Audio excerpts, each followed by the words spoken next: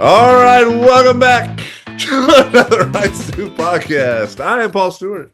And I am Brian Wright, and we're on a day. I'm not even sure what it is. We missed a day. We're just rolling, baby. Wednesday. Hump day. I like it.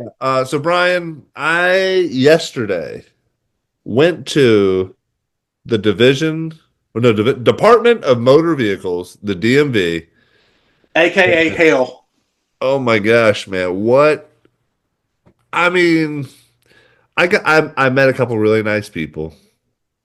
But let me lay it all out for you. I went the day before, got there at about 6:45. I was the probably 75th in line or so. And so I called Brian, and Brian said, "Hey, there's this app that it tells you how much wait time." So there was another one, like I went to the next closest one, so it was a 15-minute wait time. I went there was a longer line. And so basically what happens is you have appointments, which are impossible to get. You have appointments. So they take appointments from basically 7 in the morning till around noon. Somebody comes out and says, "Hey, if you're in this line, we'll start taking walk-ins at noon. And we'll try to fit you in," that sort of thing. So I'm like, all right, I wasn't planned on waiting the whole day. And the reason I'm at the DMV is because I have to get my real ID. I've got a little flight, you got to hop on, you got to get it. So I got to get it. So I go back this morning. I was like, all right, I'm going to be early. One of the first people in line. Get there at 4:45. I am 6th in line. Feel good about it. It's dark outside. I feel good about it. So I'm sitting outside, just waiting. I kind of just, say hi to everybody. I don't want to be chatty Cathy. So just sit there and everybody's just kind of looking at their phone, reading their, Kindles, whatever it is. Nice, quiet kind of, and then, the line starts to build.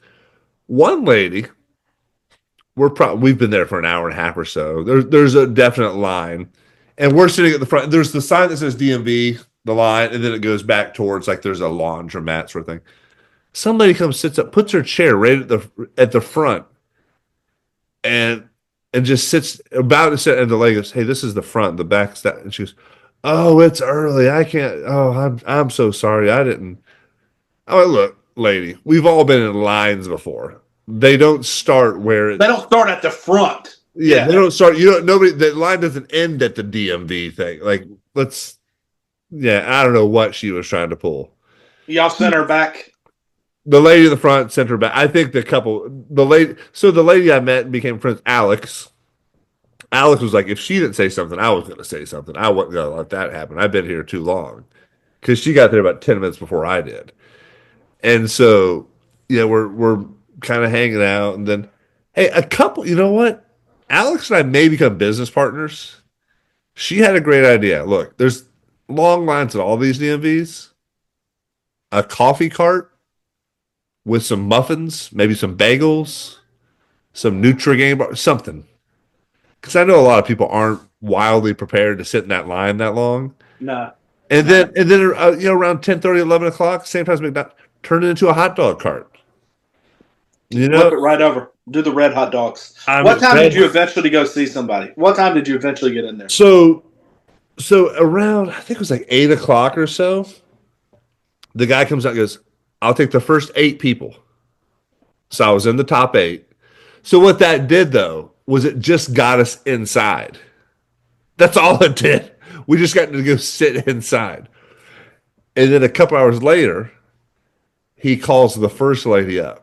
And we're like, whoa, like something's happening. And so she goes up and she gets like a ticket that has a number on it. Like, we'll call your number. It's like Beetlejuice when he's on his deathbed or what? Yeah, when he's dead and he's going through the waiting room right there. Yeah, so she gets her ticket. 30 minutes or so later, they call her number. She goes and gets her thing. And then probably an hour later, they give us all, like the first 8 people, we all get our numbers. And it takes, 30 minutes or so. By the end of it, I got my name called around 11:45, and then was out. It took 10 minutes literally to get the real ID. It didn't take long, but there's just, and so as I'm sitting there doing it, I'm like, what takes so like why? And so there's a new guy who's running the Department of Motor Vehicles starting like tomorrow or today. Like it's right around now. And the old guy was like, look, there's been 2.4 million people who have moved to North Carolina in the last 20 years. And I'm like, well, 20 years seems like, but you do the math, that's 120,000 people a year. That's another 10,000 people a month. That's not a small number. And he said over those 20 years, there's only been 3 new offices opened. So I mean, do the math, it's too many people. And as we've stated, a lot of people are moving from New York and Pennsylvania and Ohio to North Carolina. And I had a buddy who actually he was in from California, moved to Pennsylvania. He said, "Man, the one in Pennsylvania is way faster." And I kind of joked with him. I was like, "That's because nobody's moving to Pennsylvania." Like, that's true. There are a lot of people moving out of Pennsylvania. Yeah. So it ended up being a 6-hour escapade. Did you ever feel like yours took 10 minutes? You were eighth in line there at 4:45. What was taking so long? Like they're basically averaging a customer every. What's that math? Like every 45 well, they minutes? had people with appointments. Gotcha. And you're sitting out there in line and you see the people just walking with the appointments. You're not mad at them, but you're not happy with them. Yes. Just mosey on it. So another couple of ideas to make some money, right? High school's ending, college is ending. People looking for summer jobs. The card idea is a great idea. You'd make some money on that. Hey, become a squatter. Hey, I'll go wait in line for you, right? Or what would you have paid somebody to wait in line for you for 6 hours? 20, I would pay $20. I'm cheap though. I wouldn't have paid much. But I thought about that too. I was joking with Alex beside me. I said, "Hey, what if you take because you're right here, you're next. What if you go out there and say, hey, highest bidder gets this ticket? What I mean, I said I think minimum you can get $100. Oh, I'd say a minimum. I think then you may you get to the 200 or 300, depending on how desperate somebody was. Because you were limited on days. I mean, like you had to have your yeah, I real had ID. to get it done. Yeah. You probably, if you'd have been called on a Friday, and somebody would offer that, and you had to have it by Monday or Sunday, Oh you yeah. just own up $200, $300, $400, $500. I don't know about that. Well, maybe. I mean, I don't know what the options are for me there, but it was man, it was crazy. One of the more entertaining parts of the day, there was a young man had an appointment of some sort. So he comes in and he's one of those people that you look at him and you wonder like how he got his shoes on that day. And just like how does this guy you could just kind of see him. He was interacting with the people, not understanding their questions fully. And you're like, how does this guy survive every day? Like how does he just and so he had an appointment. So clearly smarter than me, he can get an appointment. But he had some tests to take, and they have like these little bank of computers in the back. And I hear a little commotion back there, and I look back, and one of the DMV employees was kicking him out. Apparently, he had pulled his phone out, and the story that the kid he said he pulled it out to turn his notifications off, and the guy was like, "Look, no phones." I guess he was taking a test, right? And he's like, "No." He's like, "I was pulled out to take the notifications. I was turning the notifications off." And the guy's like, "The rules are no phones. You can't have a phone out. So come back next week." I was like, "Oh." And that guy, I think he said, "This is some BS. This is some BS," and kind of stormed out a little bit. But it was like, dude, like it says no. What do we come to as a society that DMV, that should be just an example of why you don't want the government doing anything for you because of how inefficient that is. I mean, the DMV will make you just question your sanity, make you question your, just everything about you, your character. And it was, I mean, you know me, I stayed pretty chipper the whole time. I was fine with that. I knew what I was in for. I'd mentally prepared myself to be there. Yeah. No, you're good people. Good people. And Talk about mental preparation. When you walked out of there, how good did it feel? How good did it feel to have your real ID? I was just hungry. Really, that was because the only thing I had an energy drink for breakfast at 4:45 through the through the day, and then I didn't bring any snacks or anything, so I just got home and ate some leftover mac and cheese and pulled pork and put some barbecue sauce on that. So it was I like it. it did feel good. It was still a little bit like because I didn't get the actual hard copy like the card. I got a it's a piece of paper that That says will work for you. that's what the guy's like. Still bring your other ID and still bring your. He's like you have a passport that's expired. Like still bring that. I'm like, well, why can't I just bring that anyway? Like that's the still It's ridiculous, man. Absolutely ridiculous. Hey, well, congratulations. I did it. see you have I'm gonna your have the little star. Yeah. I see you have your Garner shirt on. Coach, we had a little coach pitch game last night. Orioles played well, made a couple plays. Had a girl catch it. One of my favorite plays, not favorite plays, but one of our girls was playing pitcher. Hard hit ball, bounced it, hit her in the chest. Bounced it. She kept it in front, right? Didn't make the play all the way, but kept it in front. She's crying. We talked to her. Her dad came out, make sure she's okay. Because he kind of hit her near the neck, but hit her in the chest. I said, hey, you want to stay at pitcher, or we can move you to the outfield, or just take a little break. She goes, and she shook her head. She pointed at the pitcher's mouth like she wanted back in the mix. Says, that's my girl. That's my girl. Did you say, hey, if you're going to be at the pitch mound, we need those plays made? Yeah. Then I said, like, so make the play next time. Then, all right. No, I did. I did. She's been man. She's been a great little player for us all year. She's improved. And last night, I think she against coach pitch, but she hit the ball hard. She's hit the ball harder last night than she's hit it all year. And she was, I think, Oh, dude, that's awesome. like That's hit it all. Like she had 6 plate appearances, I guess, and hit it hard all 6 times. So Dude, that's awesome, man. Running through the lineup, y'all must have been scoring some runs. they were, man. We were hitting the ball pretty good. I only had a few strikeouts last night, which is always encouraging. And How much bat barrel do you feel like you're having to do, and how much, are they hitting it? I've I've gotten to this stage of the season with one game, but I know everybody's swing really well. There's a couple of them that are still really tough. One kid had the hat trick last night, and he steps in the hole, launch angle lifts. Like he's got a lot of things that I'm trying to like negotiate as I'm throwing a pitch. I've got to throw it inside and kind of low. Like he's a righty, so I got to throw a low inside pitch on his shins basically every time. But I've kind of got to throw it at his front knee because that's where his barrel ends up most of the time. It's a tough.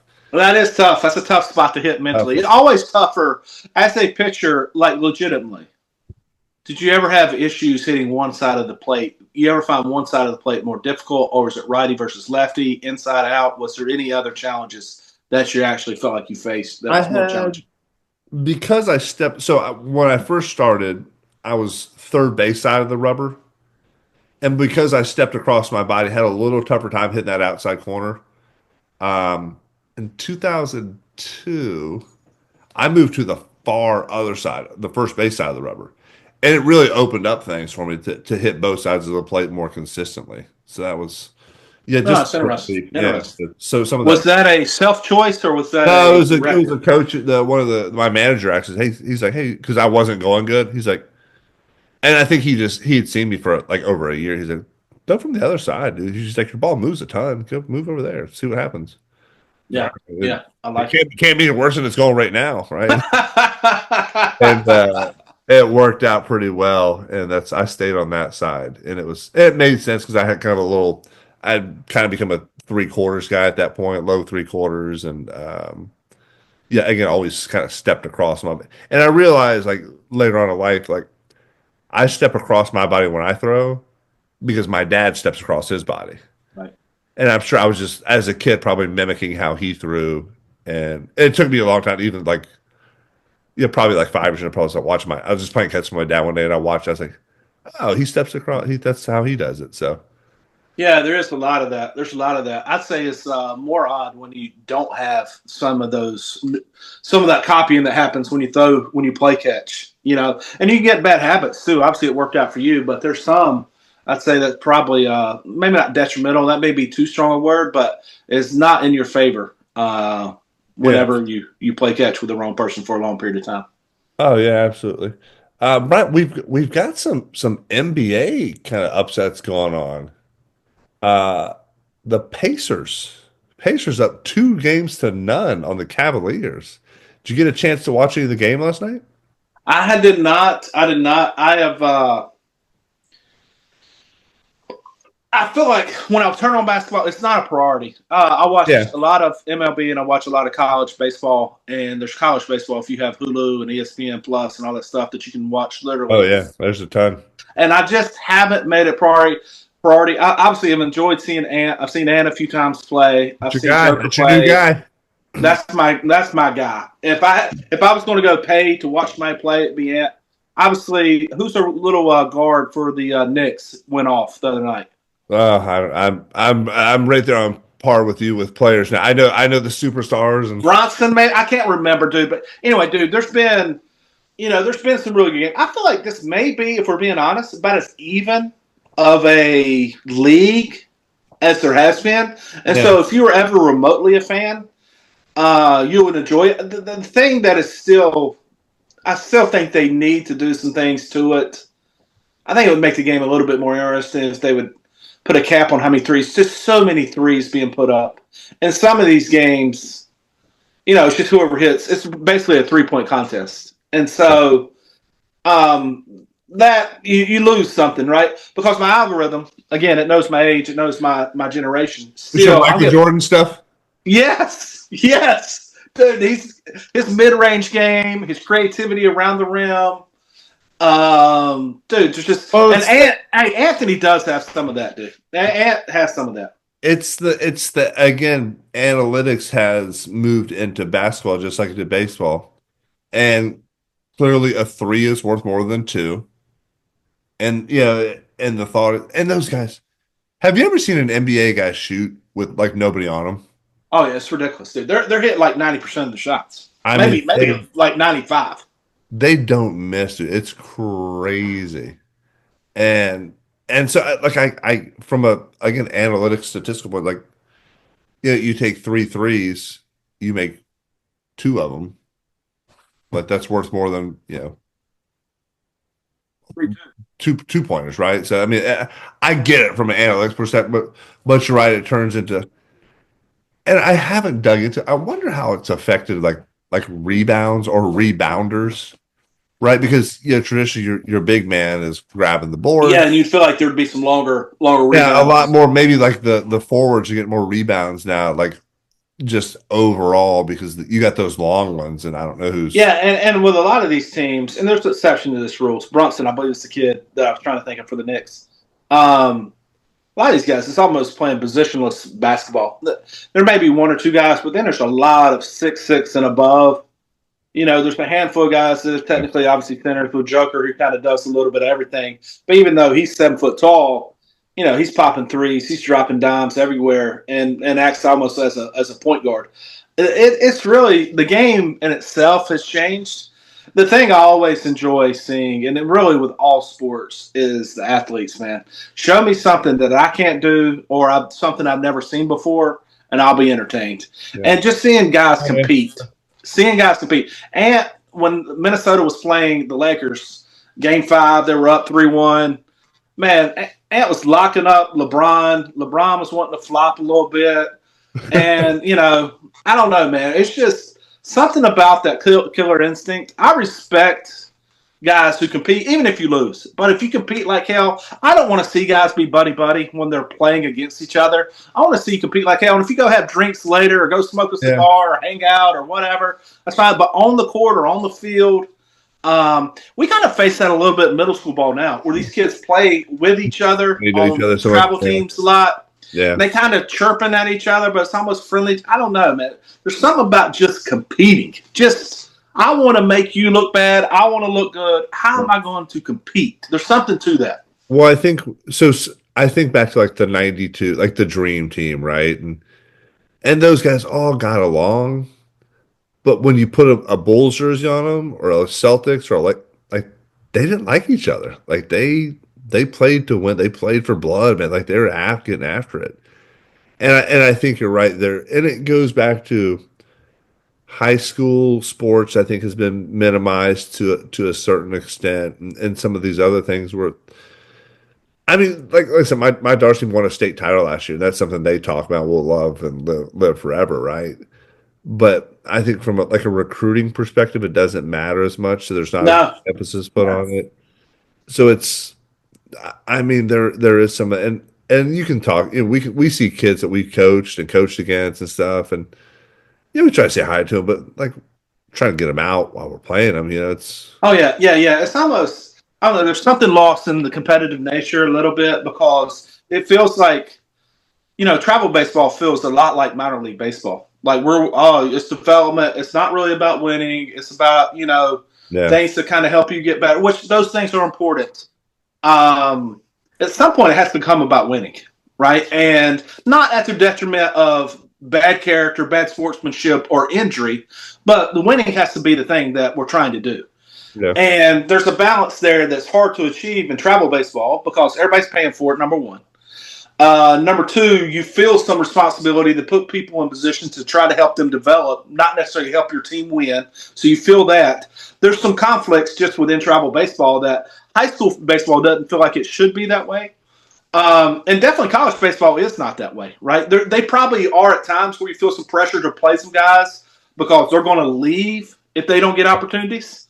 But college baseball, the coach is going to get fired if they don't win. I mean, Mississippi State fired their coach who 2 years ago won the College World Series, or maybe it's 3 years ago, but had won the College World Series in the last 3 or 4 years. And they fired him midseason. And so as these sports have become money generators and more people care, there's more about the W's and L's. And, that's kind of – I like that because I like to know the rules of the game. yeah, Like I know, like with recruiting, and I know you went through it with your daughters. It felt like at times the recruiters were more worried about how somebody looked, not how they actually played. They yep. cared about how somebody walked, not actually when they were stealing a base or going first to third. And it's like, dude, let's care about the things that matter because if you don't, your team will look great in the warm-ups, but who gives a crap? What happens when the lights are on and Yeah. pitches are being thrown? And And that's so I feel like something there's you a and little I, bit of that. yeah, that's something you and I have talked about a lot and been cognizant of is like, winning the walking off the bus test is a lot of fun. Looking good is a lot But of who fun. gives a shit? Yeah. But hey man, when like you said, the lights come on, the first pitch goes out or the tip off or whatever it is, right? Dropping the puck. But who can play? Yeah. Who Yeah. who can put the barrel on the ball? Who can put the biscuit in the basket, the ball in the net, whatever it is, right? Let's talk about some of that rather than what travel team you're on, who's your coach, what connections you have. Yeah. Who cares? I mean, it should be, can you help my team win? Yes or no, maybe. And let's move forward. And I don't know. I feel like there's obviously some teams that do that. I mean, obviously, there's a lot of really good teams. I saw Coastal Carolina last night beat Clemson. They run a real good program. They don't get the top guys typically because obviously they're a mid-tier program. But their top 25 program have won the College World Yeah. Series in the last 6 or 8 years. But it's really interesting to see, like, some of these programs, it feels like their roster is just filled with transfers or maybe the one or two travel teams you've heard of. And maybe that works if you're getting the best guys. But it also feels like pretty lazy recruiting, too. Yeah. And again, hopefully you can develop some kids, get them in there. And I think some of what Coastal does is they, like you said, they don't get, and I don't think baseball is like a star like football or basketball, but they don't get the 4 or 5. They're getting the 2 and 3, and they're staying there for a few years, and they're developing, and they're becoming part of the program, not just microwaving it. So I think I like that, but again, it's in the day and age when it's win now. Sometimes you got to do some different things, right? And I think the good coaches now are still developing, but they're adding pieces. It's almost like you're a GM, right? Develop like putting together a big league team. You've got I your think college baseball is that. I think you've it got your is. core guys you brought up through the minor leagues, and these are our guys. And like, let's add a free agent. Let's add a free agent. We need a frontline pitcher. How much can we pay him? That sort of thing. And you do feel and going back to travel coach, you do feel some loyalty to your guys, Oh, right? And there's some conflicts. yeah, I mean, we've talked about it and we'll never get into specifics, but you feel some loyalty to your guys. absolutely. And if you don't see them developing or having the results, and then somebody else comes in and it's like it becomes such a conflict because you want to look out. I mean, I feel like everybody that's on our team, especially the guys that have been with us for a year or two, hey, I want to figure out how to make them better, and even the kids that have just come with us. But there's a conflict there that's, I don't know, it is tough. I would say this just from what I've heard and seen. There's a lot of kids that are playing travel baseball, and it's just the example that we know that probably shouldn't be. I mean, a lot of times you would have been rooted out by 13, 14 years old just because there wasn't nowhere else to play. And I'm not saying that's right or wrong, but it's just made the product become different. When for you and I, when somebody said, "Oh, I'm on a travel team," like, "Oh crap, this guy's good." Like, yeah, he can actually play. Yeah, travel, and now it's in most of our leagues, like there's D1, D2, and D3, and it's like, well, you want to give kids a chance. I mean, I think that that D3 stuff, it was typically like more like closer to rec ball.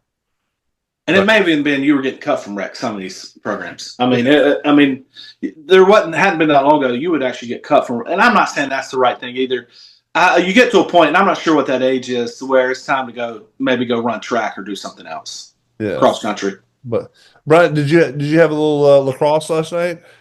We did. We took an L from hometown rival. Daughter played terrible. No! Got her stick broke. What are the sticks made of? Is it carbon fiber or wood? So there used to be a version of kind of an aluminum field. There probably is some type of alloy that I'm not familiar with. It's not truly carbon fiber.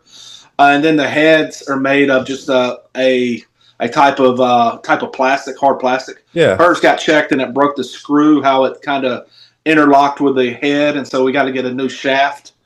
And it was a legit check. I mean, it was clean, and she's got to be better, not hanging her stick. And then once her stick was broke, almost like, I don't even know how to compare it, man. It's probably worse than bats.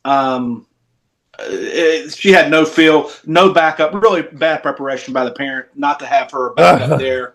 And so she was not the same player once her stick was broken. It was broke pretty early on. And just an unfortunate situation. Not great. So a stick means that much? They're not interchangeable like that? They are. There's different brands, almost like Easton and TPX. There's Gate, and then there's STX.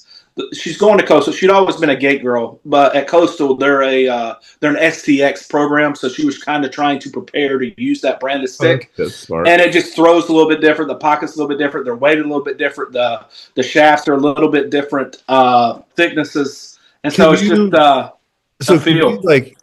Can you tape over?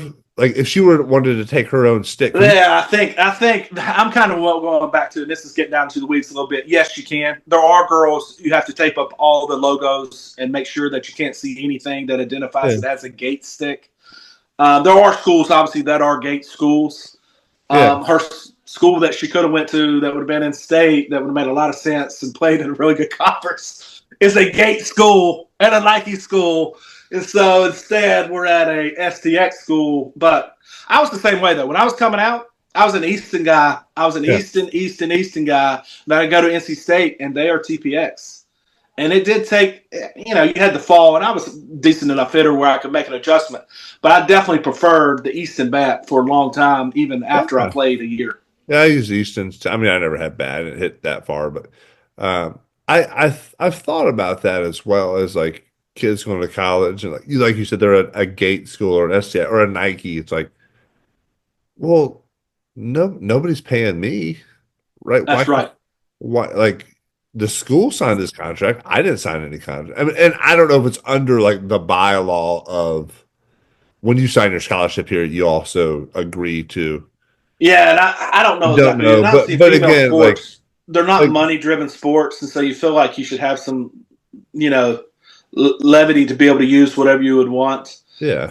But I know there have been some girls, but I think it's strongly kind of encouraged. But I do think there are girls who use other brands, whatever they're used to, because they do throw a little bit differently. The pockets, the shape of the heads are a little bit different, which has an influence on how the net works. Ball comes out, sort of thing. Yeah. So it's just hey, so we weren't learning some life lessons. Lessons. That's. I mean, again, that's curious to me as well, because I was always a Wilson guy, and again, when you get to pro ball, you can just Get whatever you want. do whatever Yeah. you want, right? But basically, I would just get whatever my agent sent me. That worked out.